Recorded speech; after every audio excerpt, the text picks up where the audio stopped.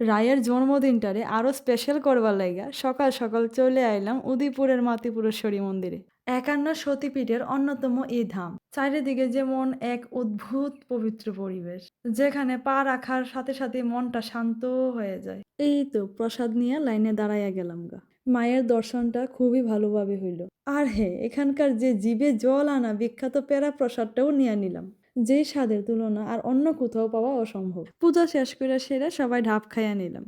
মাতাবাড়িতে আইলাম আর কল্যাণ সাগরের কচ্ছপ মাছ দেখবো না এটা কি কইরা হয়, কিন্তু সেই দিন কেড়ে জানি কোনো কচ্ছপই দেখতে পাইলাম না। তারপর মাছ আর বেশ কয়েকটা কুকুরে বিস্কুট খাওয়াইয়া নিলাম। এখানে আর দেরি না কইরা সবাই বাড়ির জন্য বাইরিয়া গেলাম গা, কারণ রাত্রে একটু বাড়িতে বার্থডে সেলিব্রেট করা হইব। আজকে তুইলে ডায়েরি লেখাটা এখানেই শেষ করি। দেখা হবে আমার নতুন আরেকটা ডায়েরি পেয়ে। এতগুলো ফুল দিয়ে তুমি কি করবে? কি করবে? দাদাকে ফুল দেবে? ঠিক আছে, তোমার ভাল লাগেছে ফুলগুলি? তুমি নিয়ে যাবে বাড়িতে? ঠিক আছে, নিয়ে যাবো।